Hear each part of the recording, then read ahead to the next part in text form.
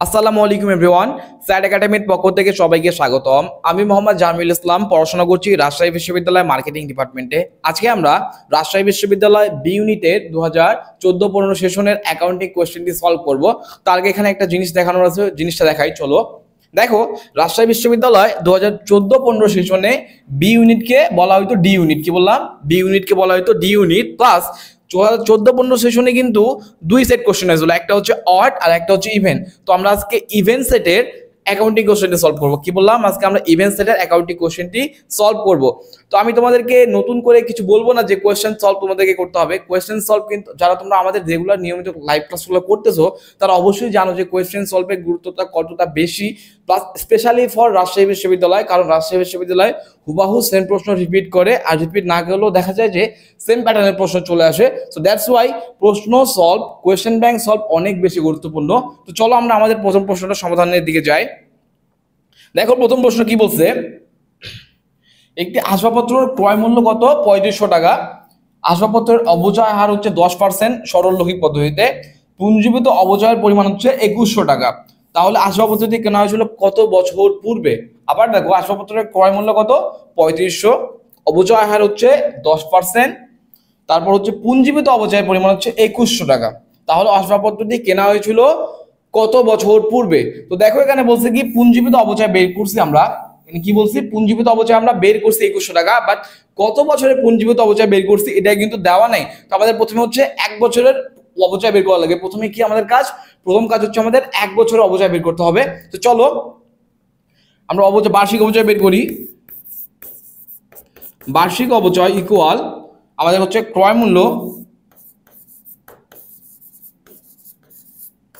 গুণন অবচয় হার। কি বললাম? যে বার্ষিক অবচয় হচ্ছে, বার্ষিক অবচয় নির্ণয়ের সূত্র কি? বার্ষিক অবচয় নির্ণয় সূত্র হচ্ছে ক্রয় মূল্য গুণন অবচয় হার। দেখো আমাদের ক্রয় মূল্য কত আছে? ক্রয় মূল্য হচ্ছে 3500 টাকা, লিখলাম। দেন হচ্ছে অবচয় হার কত দেওয়া আছে? অবচয় হার হচ্ছে 10%। তো যদি আমরা এর 10% করে দিই তাহলে আমরা পাচ্ছি আমাদের বার্ষিক অবচয় 350 টাকা। ঠিক আছে, আমাদের বার্ষিক অবচয় পাইছি 350 টাকা। তো এখন আমাদের পুঞ্জীভূত অবচয় কত ছিল?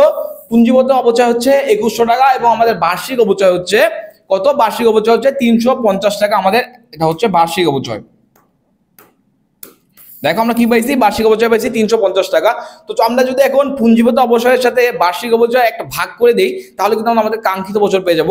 আমাদের পুঞ্জীভূত অবচয় কত ছিল? 2100। যদি আমরা 350 দিয়ে ভাগ করে দিই 1 বছর দিয়ে, তাহলে আমরা পেয়ে যাবো হচ্ছে, এটা হচ্ছে যদি আমরা ভাগ করি তাহলে আমরা অ্যান্সার হবে 6 বছর। কি বললাম?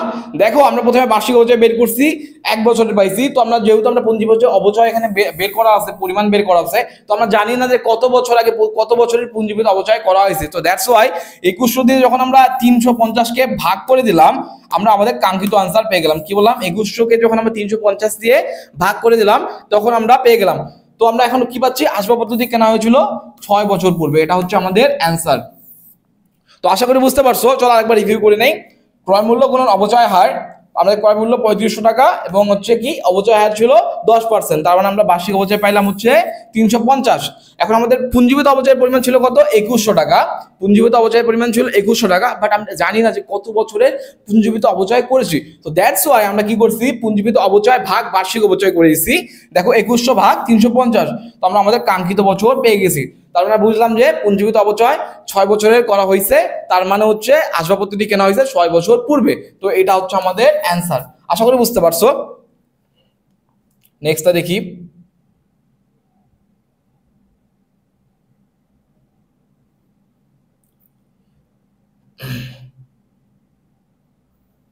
দেখো কি বলছে নেক্সট প্রশ্ন, যে হিসাব চক্রের অত্যাবশ্যকীয় ধাপ 9 কোনটি? তো সমাপনী জাবেদা, সাধারণ জাবেদা এবং সমন্বয় জাবেদা, এগুলো হচ্ছে হিসাব চক্রের আবশ্যকীয় ধাপ, বাট সংশোধনী জাবেদা হচ্ছে আমাদের হিসাব বিজ্ঞানের হিসাব চক্রের আবশ্যকীয় ধাপ 9। তো এটা আমাদের হচ্ছে অ্যান্সার। কি বললাম? সমাপনী জাবেদা, সাধারণ জাবেদা এবং সমন্বয় জাবেদা, এই তিনটা কিন্তু হিসাব চক্রের আবশ্যকীয় ধাপ। কি বললাম? হিসাব চক্রের আবশ্যকীয় ধাপ হচ্ছে সমাপনী জাবেদা, সাধারণ জাবেদা এবং সমন্বয় জাবেদা, বাট সংশোধনী জাবেদা কিন্তু হিসাব চক্রের আবশ্যকীয় ধাপ নয়। তার জন্য আমাদের এটা হচ্ছে অ্যান্সার। এই তিনটা কিন্তু চক্র ভালো করে মুখস্থ করে নেবে, হ্যাঁ, কারণ এখান থেকেও চলে আসতে পারে যে প্রশ্নের আসতে হবে হিসাব চক্রের আবশ্যকীয় ধাপ কোনটি। তো এখানে একটা অপশন দিয়ে দিল আর অন্য অন্য নাম দিতে পারে। তো আমাদের এই তিনটা অবশ্যই মাস্ট জানা লাগবে। তাহলে আমাদের অ্যান্সার কি পাইলাম, যে হিসাব চক্রের আবশ্যকীয় ধাপ না হচ্ছে সংশোধনী জাবেদা। চলো নেক্সটটা দেখি।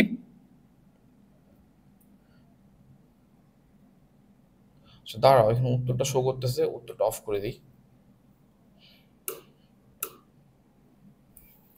দেখো কি বলছে, উদ্বৃত্ত পত্রের সম্পত্তি হিসাবে সবশেষে দেখানো হয় কোনটি।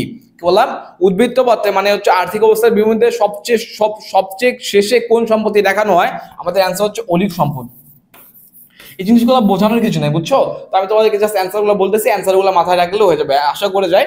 যে কি বললাম, উদ্বৃত্ত পত্রের সম্পদ হিসাবে সবচেয়ে শেষে দেখানো হচ্ছে অলিক সম্পদ। কি বললাম, উদ্বৃত্ত পত্রের সম্পদ হিসাবে সবচেয়ে শেষে দেখানো হয় অলিক সম্পদ। তো আমরা জানি কিন্তু অলিক সম্পদে আরো কিছু নাম রয়েছে, যেমন ভুয়া সম্পদ, অবাস্তব সম্পদ। তো আমরা জানি। তো ঠিক আছে, চল নেক্সটটা দেখি।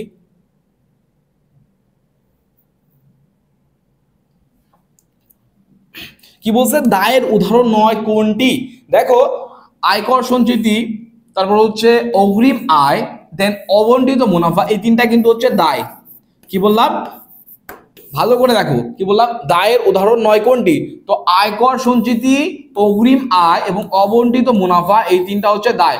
কিন্তু বিলম্বিত ব্যয় এটা কিন্তু দায় না, এটা হচ্ছে ব্যয়। তো আমরা কি বললাম, আমাদের এটা হচ্ছে অ্যান্সার। আয়কর সঞ্চিতি, অগ্রিম আয় এবং অবন্টিত মুনাফা, এই তিনটা কিন্তু দায়, বাট বিলম্বিত ব্যয়, এই তিনটা, এই বিলম্বিত ব্যয় কিন্তু দায় না, বিলম্বিত ব্যয় হচ্ছে ওয়ান কাইন্ড অফ ব্যয়। দ্যাটস ওয়াই এটা হচ্ছে আমাদের অ্যান্সার। তো আমরা বুঝতে পারলাম আশা করি। তো এই যে আমাদের দায়গুলো কিন্তু আইডেন্টিফাই করা লাগবে, যে আমরা আবার বললাম আয়কর সঞ্চিতি, অগ্রিম আয় এবং অবন্টিত মুনাফা, এই জিনিসগুলো কি অবশ্যই আমাদেরকে জানতে হবে। তাহলে চলো আমরা আয়কর সঞ্চিতি সম্পর্কে জানি। সাপোজ মনে করো আয়কর সঞ্চিতি কি, আয়কর সঞ্চিতি হচ্ছে যে মনে করো কোম্পানি প্রফিট করছে, তো কোম্পানি তোমাদেরকে সবগুলো টাকা একেবারে না দিয়ে কিছু টাকা পরবর্তী বছরের জন্য সংরক্ষিত রাখছে, যাতে করে সে তার কর দিতে পারে। মানে কোম্পানি যখন খুব বেশি লাভ করে তখন কোম্পানি করে কি কিছু টাকা রাখে দেয় সঞ্চিত তহবিলে, যাতে করে পরের বছর কর দিতে পারে। তো এটা হচ্ছে ওয়ান কাইন্ড অফ দায়। অগ্রিম আয় কি, অগ্রিম আয় হচ্ছে কি, অগ্রিম আয় মনে করো তুমি হচ্ছে টাকা নিয়ে নিয়েছো বাট সেবা দনি, মানে তুমি তার কাছে দায়বদ্ধ, তুমি একজনকে সেবা দিবা বলে টাকা নিছো কিন্তু তাকে সেবা দনি, এটা হচ্ছে অগ্রিম আয়। আর অবন্টিত মুনাফা কি, অবন্টিত মুনাফা হচ্ছে কোম্পানি লাভ করছে বাট হচ্ছে শেয়ার হোল্ডারদেরকে লাভটা দেয়নি, এটা হচ্ছে কোম্পানির দায়বদ্ধ শেয়ার হোল্ডারদের কাছে, এই জন্য আমরা এটাকে বলতেছি দায়। তো আশা করি বুঝতে পারছো। তো আমরা কি পাইলাম, আয়কর সঞ্চিতি, অগ্রিম আয় এবং অবন্টিত মুনাফা হচ্ছে দায় এবং বিলম্বিত ব্যয় হচ্ছে দায়ের উদাহরণ নয়। তার মানে এটা হচ্ছে আমাদের অ্যান্সার। নেক্সটটা দেখা যাক।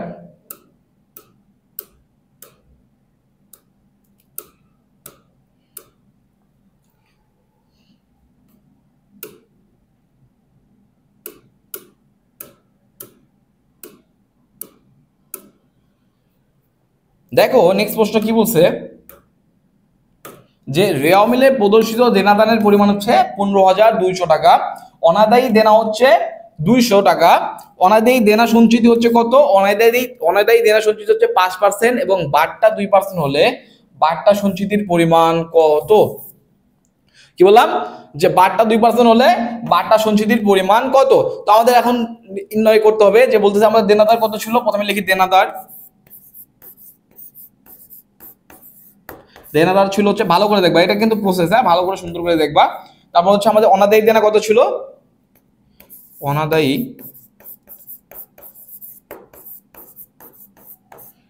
দেনা 200, কারণ আমরা দেনাদার কত পাইলাম 15,000। ঠিক আছে, অনাদায়ী দেনা। এখন দেখো এই দুটোর কাজ আমাদের শেষ, এই দুটোর কাজ হচ্ছে আমাদের শেষ। নেক্সট আমাদের কি বলছে, অনাদায়ী দেনা সঞ্চিতি। তো আমরা কি বললাম, এখন লিখবো অনাদায়ী দেনা সঞ্চিতি, অনাদায়ী দেনা সঞ্চিতি, অনাদায়ী দেনা সঞ্চিতি কত 5%।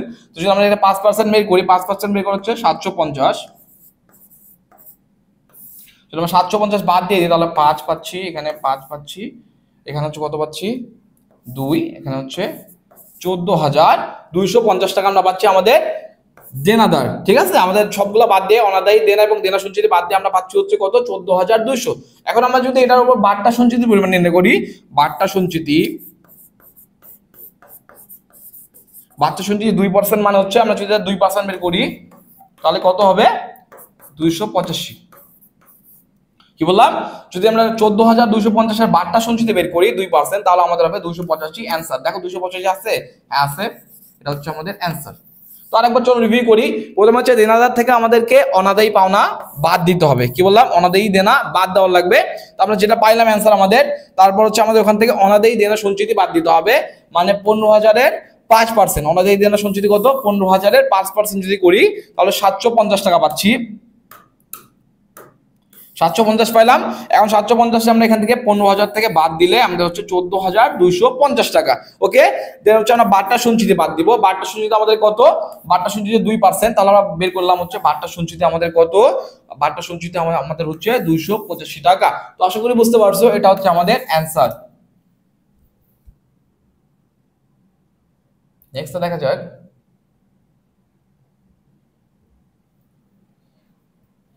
দেখো এখানে কি বলছে, যে লেনদেনের ফলে সম্পত্তি ক্রেডিট উদ্বৃত্ত হয়। কি বলা, যে লেনদেনের ফলে সম্পত্তি ক্রেডিট উদ্বৃত্ত হয়। আমি তোমাদেরকে মুখে না বলে এক্সপ্লেনেশনটা দেখাই। দেখো এক্সপ্লেনেশনটা দেখলে সুন্দর করে বুঝতে পারবা যে আসলে কি বলতে যাচ্ছে।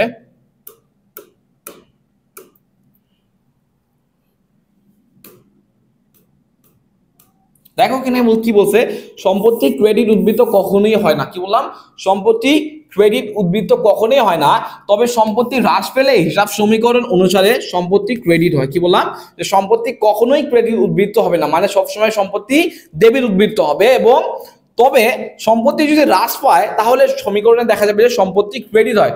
এখন এটা মাথায় রাখবে, সম্পত্তি সবসময় ক্রেডিট উদ্বৃত্ত প্রকাশ করে। কি বললাম, ডেবিট উদ্বৃত্ত সবসময়, সম্পত্তি সবসময় ডেবিট উদ্বৃত্ত প্রকাশ করে এবং সম্পত্তি কখনো ক্রেডিট উদ্বৃত্ত প্রকাশ করে না। তো এখন আমরা কি বললাম, দেখো প্রশ্নে যাই, যে লেনদেনের ফলে সম্পত্তির ক্রেডিট উদ্বৃত্ত হয় অতিরিক্ত হারে অবচয় ধারণ করলে, তারপরে মানে হচ্ছে এগুলো কোনো অপশনই আমাদের দরকার নেই, কারণ আমরা জানি সম্পত্তি কখনোই ক্রেডিট উদ্বৃত্ত হয় না। তার মানে আমাদের অ্যান্সার হচ্ছে কোনটি নয়। আবার ভালো করে মাথায় রাখো যে এরকম প্রশ্ন আসলে মাথায় রাখবা যে সম্পত্তি কখনোই ক্রেডিট উদ্বৃত্ত হয় না, তার মানে আমাদের এখানে যতই অপশন থাক আমাদের অ্যান্সার হবে কোনটি নয়। আশা করি বুঝতে পারছো।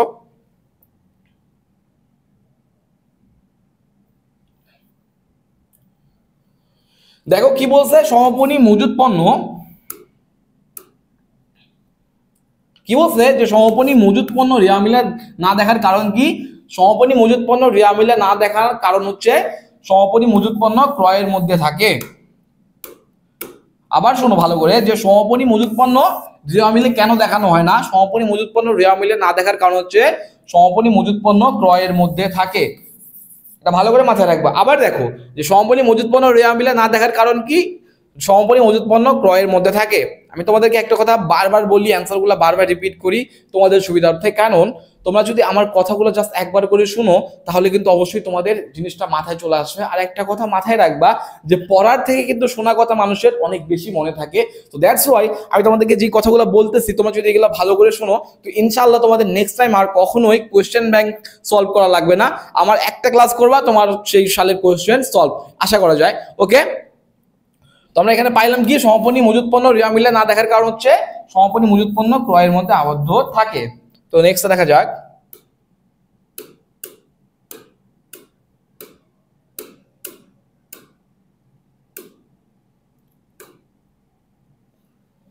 নেক্সট প্রশ্ন কি বলছে, যে মজুদ আবর্তন অনুপাত ইজ ইকুয়াল কত।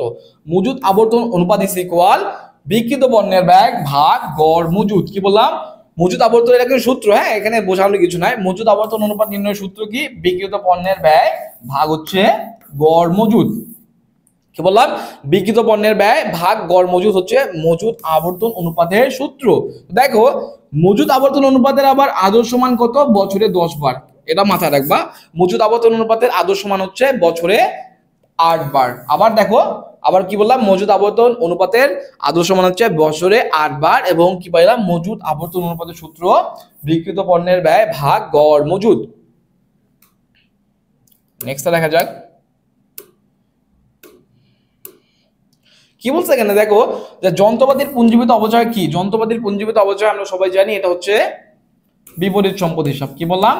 যন্ত্রপাতির পুঞ্জীভূত অপচয় হলো বিপরীত সম্পদ হিসাব, আর এগুলো হচ্ছে দায় হিসাব হবে না, ব্যয় হিসাব এবং আয় হিসাবে তিনটাই হবে না। তার মানে হচ্ছে যন্ত্রপাতির পুঞ্জীভূত অপচয় হলো বিপরীত সম্পদ হিসাব বা প্রতি হিসাব। আমরা কি বলি?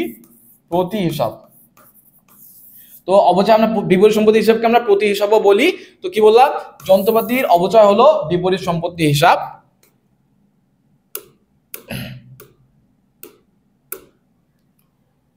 এগুলো প্রশ্ন আমাদের হচ্ছে এই সালে কিন্তু যে 14-15 সেশনটা আছে না, 14-15 সেশনে কিন্তু ম্যাথের থেকে কিন্তু বেশি হচ্ছে থিওরিটিক্যাল প্রশ্ন আসছে, মানে তোমাদের জেনারেল নলেজ থেকে প্রশ্ন আসছে।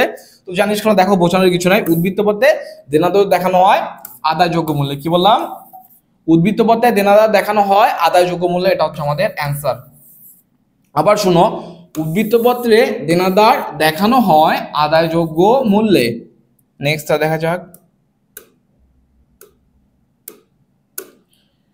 দেখো কি বলছে, বিনিময় বিল প্রত্যাখ্যাত হলো আদেশটার বইতে কি? তো আমরা প্রথমে জানি, আবার শোনো, বিনিময় বিল প্রত্যাখ্যাত হলে আদেশটার বইতে কি হবে? আদেশটাকে দেখো, আদেশটা হলো বিনিময় বিল গ্রহীতা। কি বললাম? আদেশটা হচ্ছে বিনিময় বিল গ্রহীতা। তো যখন আদেশটার বিনিময় বিলটা, মনে করো আদেশটা বিল দিয়েছে, কিন্তু বিল দিয়ে তার দেনাদার কমাই দিচ্ছে, কিন্তু সেক্ষেত্রে কি করলো, যে বিলটা প্রত্যাখ্যাত দিয়েছে, সেক্ষেত্রে কি হবে? আদেশটার দেনাদার বৃদ্ধি পাবে। কি বললাম? মানে হচ্ছে কি, দেখো তোমাদেরকে বলি যে বিলটা দেওয়ার পরে দেনাদার আমাদের হচ্ছে হ্রাস পাইছে, বাট কি করলাম, দেনাদারটা মানে বিলটা প্রত্যাখ্যাত হয়েছে, তো দ্যাটস ওয়াই আমাদের কি হয়েছে, দেনাদার বৃদ্ধি পাইছে। তো আমরা কি বললাম, যে বিনিময় বিল প্রত্যাখ্যাত হলে আদেশটার বইতে দেনাদার বৃদ্ধি পায়, এটা হচ্ছে আমাদের অ্যান্সার। প্লাস আদেশটা হচ্ছে বিনিময় বিল গ্রহীতা, এটা আমাদেরকে জানতে হবে। আদেশটা হচ্ছে বিনিময় বিল গ্রহীতা, এটা প্রশ্ন আসতে পারে কিন্তু। আদেশটা হচ্ছে বিনিময় বিল গ্রহীতা।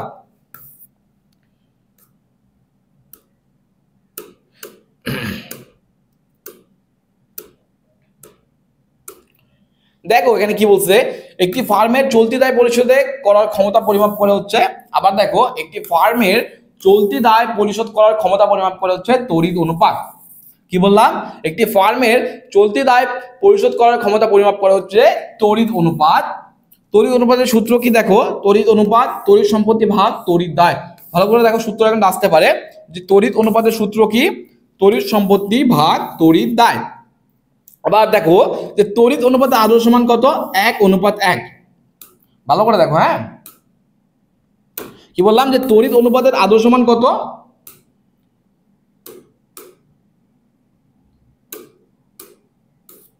আবার দেখো এখানে যে তড়িৎ অনুপাতের আদর্শ মান হচ্ছে 1:1। তড়িৎ অনুপাতের সূত্র কি? তড়িৎ সম্পত্তি ভাগ তড়িৎ দায়। তো আমরা আবার দেখি যদি প্রশ্নটা, একটি ফার্মের চলতি দায় পরিশোধ করার ক্ষমতা পরিমাপ করে হচ্ছে তড়িৎ অনুপাত, এটা হচ্ছে আমাদের অ্যান্সার। এবং আদর্শ মান কত তড়িৎ অনুপাতের? 1:1। তড়িৎ অনুপাত ইজ ইকুয়াল তড়িৎ সম্পত্তি ভাগ তড়িৎ দায়, এটাও মাথায় রাখবা। চলো চলো নেক্সটটা দেখি।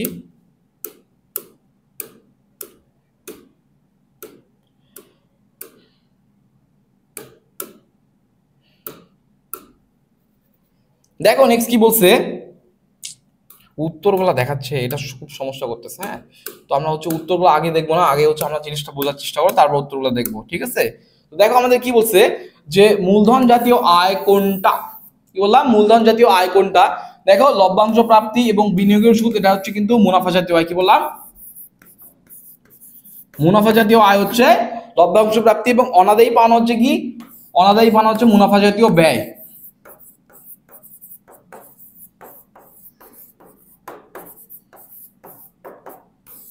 কি বললাম, যে লভ্যাংশ প্রাপ্তি এবং বিনিয়োগের সুদ হচ্ছে মুনাফা জাতীয় আয়, আর অনাদায়ী পাওনা কিন্তু ওয়ান কাইন্ড অফ মুনাফা জাতীয় আয়। দাঁড়াও, একটু জিনিসটা ভুল হয়েছে এখানে, আবার দেখি। আমরা যদি বলি লভ্যাংশ প্রাপ্তি, অনাদায়ী পাওনা এবং বিনিয়োগের সুদ, এই তিনটা হচ্ছে আমাদের মুনাফা জাতীয় আয়। মুনাফা জাতীয় আয়। ভালো করে দেখো, কি বললাম, লভ্যাংশ প্রাপ্তি, অনাদায়ী পাওনা এবং বিনিয়োগের সুদ, এই তিনটা হচ্ছে আমাদের মুনাফা জাতীয় আয়। কিন্তু এই যে শেয়ার প্রিমিয়াম আছে না, শেয়ার প্রিমিয়াম হচ্ছে আমাদের মূলধন জাতীয় আয়। তো আমাদের অ্যান্সার কি পাইছি, যে শেয়ার প্রিমিয়াম হচ্ছে আমাদের মূলধন জাতীয় আয়, এবং বাকি তিনটা হচ্ছে আমাদের মুনাফা জাতীয় আয়। তাহলে আমাদের অ্যান্সার কি পাইলাম, মূলধন জাতীয় আয় হচ্ছে শেয়ার প্রিমিয়াম, এটা হচ্ছে আমাদের অ্যান্সার। আশা করি বুঝতে পারছো। চলো নেক্সট দেখি।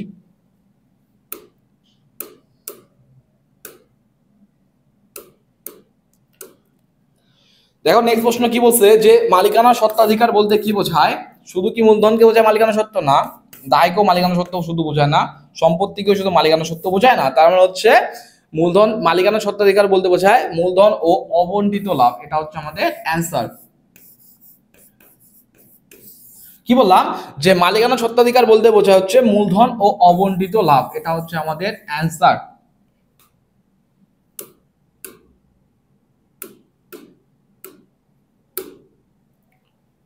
দেখো নেক্সট প্রশ্ন কি বলছে, আন্তঃফেরত যে ধরনের হিসাব। আন্তঃফেরত কোন ধরনের হিসাব? আন্তঃফেরত হচ্ছে বিপরীত আয় হিসাব। কি বললাম? আন্তঃফেরত হচ্ছে আমাদের বিপরীত আয় হিসাব। এটা হচ্ছে আমাদের অ্যান্সার। চলো আন্তঃফেরত সম্পর্কে তো জানি। ধারে বিক্রয়কৃত পণ্য কোনো কারণে ফেরত হলে উক্ত ফেরত যে হিসাবে লেখা হয় তাকে আমরা বলতেছি বিক্রয় ফেরত বা আন্তঃফেরত। কি বললাম? ধারে বিক্রয়কৃত পণ্য কোনো কারণে ফেরত হলে উক্ত ফেরত যে হিসাবে লেখা হয় তাকে আমরা বলতেছি বিক্রয় ফেরত বা আন্তঃফেরত। ভালো করে মাথায় রাখবা, বিক্রয় ফেরতের কিন্তু অপর নাম হচ্ছে আন্তঃফেরতের অপর নাম বিক্রয় ফেরত এবং বিক্রয় ফেরতের অপর নাম আন্তঃফেরত। এই জিনিসটা কিন্তু পরীক্ষা অনেক সময় অনেকে কনফিউশন করে, তো মাথায় রাখবা। আমি আবার বলি যে আন্তঃফেরতের অপর নাম হচ্ছে বিক্রয় ফেরত।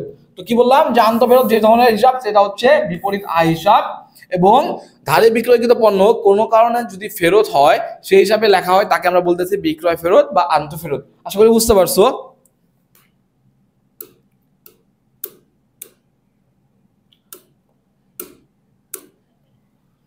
দেখো নেক্সট প্রশ্ন কি বলছে, যে ধরনের লেনদেন বিক্রয় হিসেবে লিপিবদ্ধ হবে। কি বললাম? যে ধরনের লেনদেন বিক্রয় হিসেবে লিপিবদ্ধ হবে। তখন দেখি, আমরা প্রথমে দেখি হচ্ছে নগদে বিক্রয়।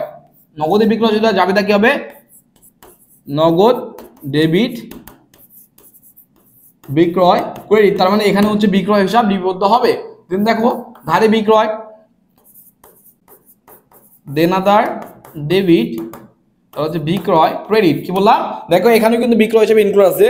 যদি নগদের সম্পত্তি বিক্রয় করা হয় তাহলে কি হবে? নগদ ডেবিট। নগদ, দেখো নগদে কিন্তু সম্পত্তি বিক্রয় বলছে। কি বলছে? নগদে বিক্রয় বলে, নগদের সম্পত্তি বিক্রয় বলছে। তাহলে হচ্ছে সম্পত্তি ক্রেডিট। মানে একটা সম্পত্তি বৃদ্ধি পাইছে, একটা সম্পত্তি বৃদ্ধি পাইছে আর একটা হচ্ছে হ্রাস পাইছে। তাহলে আমরা কি পাইলাম? যে নগদেও বিক্রয় হিসাব আছে এবং তারপর হচ্ছে ধারেও যদি করি তাও সেখানেও আমরা বিক্রয় হিসাব পাচ্ছি। এখানে বিক্রয়টা লিখে দেই। তো কি বললাম? যে নগদেও যদি আমরা পাই তাহলে সেখানে আমরা বিক্রয় হিসাব পাচ্ছি এবং ধারে বিক্রয় এখানেও আমরা বিক্রয় হিসাব পাচ্ছি। তার মানে এখন অপশন দেখো, নগদে ও ধারে বিক্রয় দুইটা অপশনই কিন্তু ইনক্লুড আছে। তার মানে হচ্ছে আমাদের বিসি দুইটা হবে। এটা আমাদের অ্যান্সার। কি বললাম? যেহেতু আমরা জাবেদায় বুঝতে পারলাম যে নগদান হিসাব, নগদে বিক্রয়ও বিক্রয় হিসাব থাকবে এবং ধারে বিক্রয়ও বিক্রয় হিসাব ইনক্লুড থাকবে। দ্যাটস ওয়াই নগদ ও ধারে দুইটা হচ্ছে আমাদের অ্যান্সার, সমন্বিত অ্যান্সার। নগদ ও ধারে বিক্রয় এটার মধ্যে বিক্রয় হিসাব লিপিবদ্ধ হবে। তো আশা করি তোমরা বুঝতে পারছো। অবশ্যই তোমার জাবেদাগুলো জিনিসগুলো কনসেপ্টগুলো ক্লিয়ার করে রাখবা। আর আমি যদি তোমাদেরকে এতগুলো ডিটেলস বললাম, কেন ডিটেলস বললাম? যদি তোমার জিনিস কনসেপ্টটা তোমাদের ক্লিয়ার থাকে তাহলেই তোমরা ইজিলি বুঝতে পারবা। শুধু উত্তর মুখস্থ করলে হবে না, এর ভিতরে ডিটেলসটা তোমাদেরকে জানতে হবে। তো আমরা কি বললাম? যে ধরনের লেনদেনে বিক্রয় হিসাব লিপিবদ্ধ হবে নগদে এবং ধারে বিক্রয়। তাহলে আশা করি বুঝতে পারছো।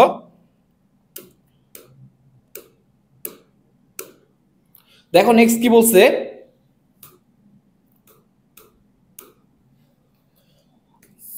অব্যবসায়ী প্রতিষ্ঠানে ছাত্র তহবিল হতে বৃত্তি প্রদান করা হলে তা দেখানো হবে। আবার দেখো, অব্যবসায়ী প্রতিষ্ঠানে ছাত্রবৃত্তি তহবিল হতে বৃত্তি প্রদান করা হলে তা দেখানো হবে হচ্ছে ছাত্র তহবিল হিসাবে ডেবিট। কি বললাম? আমাদের অ্যান্সার হচ্ছে ছাত্র তহবিল হিসাবে ডেবিট। আবার পড়ো, যে অব্যবসায়ী প্রতিষ্ঠানে ছাত্রবৃত্তি তহবিল হতে বৃত্তি প্রদান করলে তা দেখানো হবে ছাত্রবৃত্তি তহবিল হিসাবে ডেবিট। তো এটা হচ্ছে আমাদের অ্যান্সার। এখানে বোঝানোর কিছু নাই, তোমরা সবাই জানো কনসেপ্ট তোমাদের অবশ্যই ক্লিয়ার রয়েছে। আশা করি তোমরা যারা অ্যাডমিশন এক্সাম দিবা তাদের এই কনসেপ্টগুলো অবশ্যই ক্লিয়ার থাকা দরকার। আমরা আমাদের অ্যান্সার পেয়েছি ছাত্র তহবিল হিসাবে ডেবিট।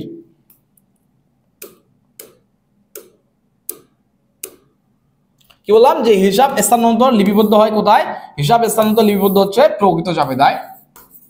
এগুলো হচ্ছে বেসিক কনসেপ্ট। হ্যাঁ, এগুলো এখানে বোঝানোর কিছু নাই।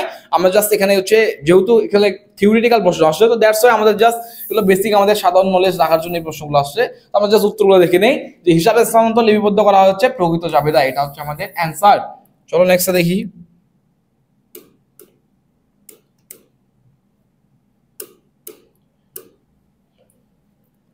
দেখো বলছে কি, হিসাব চক্রের যে ধাপে কার্যপত্র প্রস্তুত করতে হয়। কোন ধাপে হিসাব চক্রে কার্যপত্র প্রস্তুত করতে হয়? আমাদের অ্যান্সার হচ্ছে সপ্তম। কি বললাম? কার্যপত্র প্রস্তুত করতে হয় হিসাব চক্রের সপ্তম ধাপে। তো দেখো আমরা হিসাব চক্রের ধাপগুলা পর্যায়ক্রমে দেখি। দেখো 1 নম্বর ধাপ হচ্ছে শনাক্তকরণ, 2 নম্বর হচ্ছে জাবেদা, 3 নম্বর হচ্ছে খতিয়ান, 4 রেওয়ামিল, 5 হচ্ছে সমন্বয়, তারপর হচ্ছে 6 হচ্ছে সমন্বিত রেওয়ামিল, দেন 7 হচ্ছে কার্যপত্র প্রস্তুত। দেখো আমরা কিন্তু এখানে আমাদের প্রশ্নটা পাইছি উত্তর। তারপর চূড়ান্ত হিসাব, 9 হচ্ছে সমাপনী দাখিলা, 10 হচ্ছে বিপরীত দাখিলা, 11 হচ্ছে প্রারম্ভিক জাবেদা।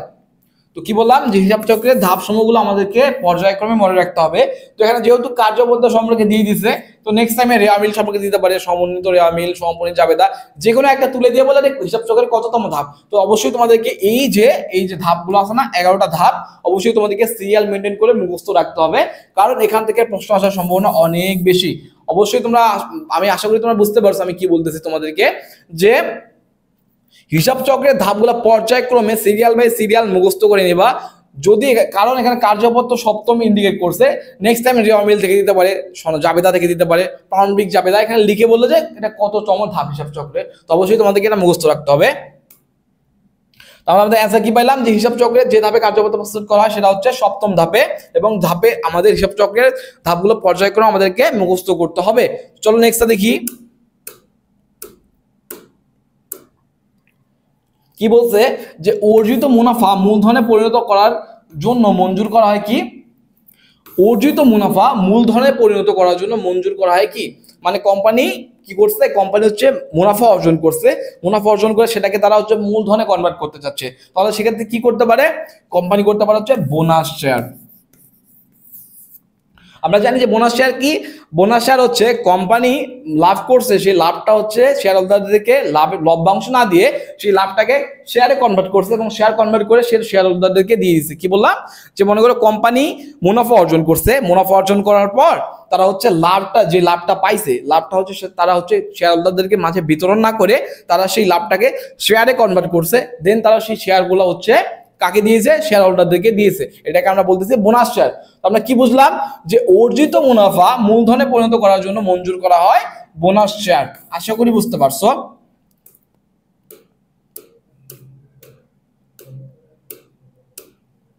দেখো নেক্সট কি বলছে, যে বিক্রয়যোগ্য সম্পত্তিতে অন্তর্ভুক্ত নয় কোনটি? বিক্রয়যোগ্য সম্পত্তিতে অন্তর্ভুক্ত নয় কোনটি? তাহলে হচ্ছে ব্যাংকের স্বীকৃতিপত্র, শেয়ার এবং ট্রেজারি বিল, এই তিনটা হচ্ছে বিক্রয়যোগ্য সম্পত্তিতে অন্তর্ভুক্ত।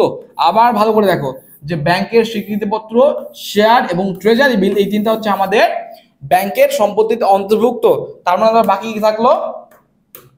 বাকি থাকলো স্থায়ী আমানত। এটা হচ্ছে আমাদের অ্যান্সার, যে এটা হচ্ছে বিক্রয়যোগ্য সম্পত্তিতে অন্তর্ভুক্ত নয়। আবার দেখো ভালো করে, যে সম্পত্তি, স্বীকৃতিপত্র, শেয়ার এবং ট্রেজারি বিল, এই তিনটা হচ্ছে বিক্রয়যোগ্য সম্পত্তিতে অন্তর্ভুক্ত, বা স্থায়ী আমানত বিক্রয়যোগ্য সম্পত্তিতে অন্তর্ভুক্ত নয়। দ্যাটস ওয়াই এটা হচ্ছে আমাদের অ্যান্সার। তো আশা করি বুঝতে পারছো,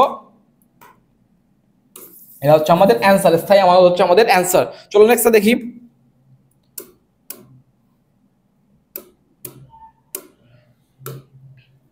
দেখো এখানে কি বলছে, যে 17,000 টাকা যন্ত্রপাতি ক্রয়, 17,000 টাকা যন্ত্রপাতি ক্রয় করছে, তার মধ্যে 10,000 টাকা নগদে এবং 7,000 টাকা বাকিতে ক্রয় করছে। কি বললাম, যে 17,000 টাকা যন্ত্রপাতি ক্রয় করছে, তাহলে হচ্ছে নগদে কত করছে? নগদে হচ্ছে 10,000 এবং বাকিতে হচ্ছে কত? বাকিতে হচ্ছে 7,000 টাকা ক্রয় করছে। তো হিসাব সমীকরণে এ সমান এল প্লাস ওই তে কোনটা উপাদান প্রদান করবে? তো আমরা জানি নগদ কিসে প্রদান করে? নগদ ইজ ইকুয়াল, নগদকে আমরা বলি সম্পদ। সম্পদের ইংলিশ ফর্ম কি? অ্যাসেট। তার মানে হচ্ছে এ। আর এখানে দেখো যে বাকিতে কয়, বাকিতে কয় হচ্ছে কি? বাকিতে কয় আমরা পাওনাদার পাই। পাওনাদার কি আমাদের? পাওনাদার হচ্ছে দায়। আর দায়কে ইংলিশে কি বলতে পারি? লায়াবিলিটিস। লায়াবিলিটিসকে আমরা এল দিয়ে প্রকাশ করি। তো আমরা কি বললাম, যে দেখো এখানে কি বলছে, যন্ত্রপাতি এত টাকা নগদে ক্রয় 10,000 টাকা এবং 7,000 টাকা বাকিতে ক্রয়। তার মানে হচ্ছে নগদ 10,000 টাকা যে আছে ওটা নগদকে আমরা কি বলি? সম্পদ। সম্পদের ইংলিশ ফর্ম কি? অ্যাসেট। দেন পাওনাদার কি? পাওনাদার হচ্ছে ওয়ান কাইন্ড অফ দায়, এবং দায়কে আমরা ইংলিশে এক্সপ্রেস করেছি লায়াবিলিটিস দিয়ে। তার মানে হচ্ছে হিসাব সমীকরণে এ সমান এল প্লাস ওইতে যে উপাদান পরিবর্তন করে সেটা হচ্ছে এ এবং এল। দেখো এ এবং এল কি আছে? হ্যাঁ, এ এবং এল আছে 1 নম্বর আছে। তাহলে এটা হচ্ছে আমাদের অ্যান্সার। ক্লিয়ার কনসেপ্ট, ভালো করে একবার জিনিসটা ডিটেলসে আমি তোমাদেরকে বলছি, জিনিসগুলো তোমরা অবশ্যই ক্লিয়ার কনসেপ্ট মানে একদম সুন্দর করে বুঝে নেওয়ার চেষ্টা করবো, যাতে করে পরীক্ষার সময় তোমাদেরকে কোনো সময় কোনো এমসিকিউ যেন কনফিউজ না করতে পারে। দ্যাটস ওয়াই তোমাদের কি জিনিসগুলো ক্লিয়ার করে একবারে কনসেপ্টগুলো ক্লিয়ার রাখতে হবে। তার বললাম নগদ, নগদ হচ্ছে সম্পদ, সম্পদ হচ্ছে এ তে ইফেক্ট করে, এবং পাওনাদার, পাওনাদার হচ্ছে মানে বাকিতে ক্রয় থাকলে আমরা পাওনাদার পাচ্ছি, পাওনাদার হচ্ছে দায়, দায়ের ইংলিশ ফর্ম হচ্ছে লায়াবিলিটিস, দায়কে আমরা ইংলিশে বলি লায়াবিলিটিস, তার মানে হচ্ছে এ এবং এল এ প্রভাবিত করবে, এটা হচ্ছে আমাদের অ্যান্সার। তো নেক্সট দেখা যাক কি বলছে, দেখো উত্তরগুলো তোমাদেরকে শো করে সমস্যা হয়ে যাচ্ছে। দেখো আমরা আবার দেখি, দেখবা হ্যাঁ অঙ্কটা কিন্তু একটু সোজা, বাট হচ্ছে অঙ্কটা কনফিউজিং। হ্যাঁ, তো কি বলতে, 600 টাকার দরে 50টি পণ্য ক্রয়, 20% কারবারি বার্তা করা হলো, নগদ বার্তার পরিমাণ হচ্ছে 5%, নির্দিষ্ট মেয়াদের মধ্যে ধারে ক্রয়ের অর্থ পরিশোধ করলে যে পরিমাণ টাকা প্রদান করতে হবে। তো কি বললাম, যেহেতু আমাদের কি বলছে 600 টাকা দরে 50টি পণ্য ক্রয় করছে, মানে এখানে কি করছে যে কোনো কিছু বলা হয়নি, দ্যাটস আমরা ধরে নিবে ধারে ক্রয় করছে। তো দেখো কি বলছে যে 600 টাকা দরে 50টি পণ্য, তো আমাদের ক্রয় মূল্য বের করতে হবে। আমরা ক্রয় মূল্যের সময় কি করছি যে 600 টাকা দরে 50টি পণ্য 20% কারবারি বার্তায় ক্রয় করা হয়েছে। তো আমরা এই কাজটা করবো, ঠিক আছে। তো আমরা দেখি যে আমাদের ক্রয় মূল্য কত পাচ্ছি। ক্রয় মূল্য ইজ ইকুয়াল 600 গুণন 50 মাইনাস হচ্ছে 20% কারবারি বার্তা। আমরা প্রথমে বলছি, প্রথমে হচ্ছে এই পার্টটার কাজ করব। তো আমরা এই পার্টটার কাজ করলে যদি দেখি তাহলে আমাদের কত পাচ্ছে, তো আমাদের হচ্ছে 30,000, এটা যদি আমরা গুণ করি তো আমাদের হচ্ছে 30,000 মাইনাস হচ্ছে 20%। তারপরে যদি ক্যালকুলেশন করি 20% কত হবে, 20% হচ্ছে আমাদের 30,000 এর 20% হচ্ছে 6,000, মানে আমাদের অ্যান্সার হচ্ছে এখানে 24,000। আমরা ডিরেক্ট করতেছি, যেহেতু আমরা এমসিকিউ জাস্ট আমরা জাস্ট তোমাদেরকে বলতেছি, এবং তোমরা এই জিনিসটা শুনে রাখো তাহলেই বুঝতে পারবা যে 30,000 এর 20% হচ্ছে 6,000, আমরা 6,000 এখান থেকে মাইনাস করে দিছি, তার মানে আমাদের 24,000 আসছে। এটা হচ্ছে আমাদের ক্রয় মূল্য। তো দেখো যখন আমরা টাকা পরিশোধ করছি, নগদ টাকা পরিশোধ করছি, এই কাজটা কিন্তু আমাদের শেষ। হ্যাঁ, এখান পর্যন্ত আমাদের ওখান থেকে আমাদের কাজ শেষ। দেন দেখো নগদ বার্তার পরিমাণ ছিল 5%। কি বললাম যে নগদ বার্তার পরিমাণ ছিল 5%, মানে আমরা ক্রয় মূল্য করছি, ক্রয় মূল্য করার সময় পাইছি হচ্ছে 24,000 টাকা দিয়ে ক্রয় করছি, বার্তা মাটা যা ছিল সব দিয়ে 24,000 টাকা দিয়ে ক্রয় করছি।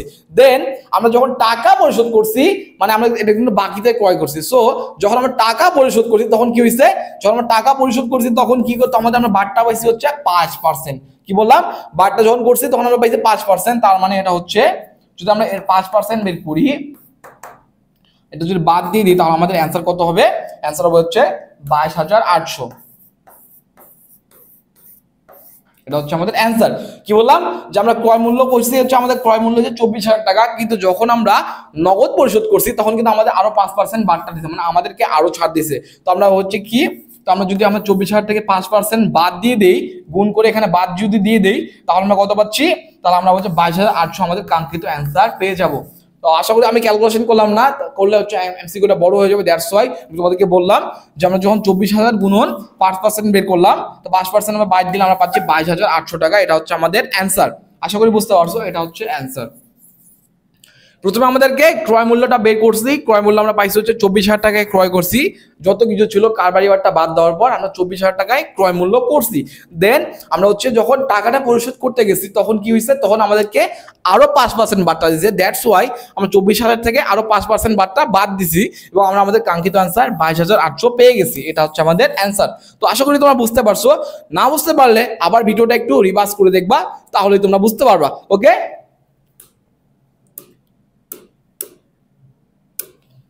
দেখো নেক্সটটা কি বলছে, সমন্বয়ের পূর্ব শর্ত 9 কোনটি। আবার দেখো সমন্বয়ের পূর্ব শর্ত 9 কোনটি। তো আমরা জানি যে সময়, উন্নত যোগাযোগ, সময়ের যথার্থতা এবং সহজ সংগঠন, এই তিনটা হচ্ছে আমাদের সমন্বয়ের পূর্ব শর্ত। বাট যৌক্তিকতা, এটা হচ্ছে কি, এটা হচ্ছে আমাদের অ্যান্সার, মানে এটা হচ্ছে আমাদের কি বললাম যে সমন্বয়ের পূর্ব শর্ত নয় হচ্ছে যৌক্তিকতা, কিন্তু উন্নত যোগাযোগ এবং সমন্বয়ের যথাযথতা এবং সহজ সংগঠন, এই তিনটা হচ্ছে আমাদের সমন্বয়ের পূর্ব শর্ত। তো অবশ্যই আমাদের এই তিনটা জানতে হবে, প্লাস অ্যান্সারটাও জানতে হবে। তো আমরা কি বললাম, সমন্বয়ের পূর্ব শর্ত নয় হচ্ছে যৌক্তিকতা। আশা করি বুঝতে পারছো।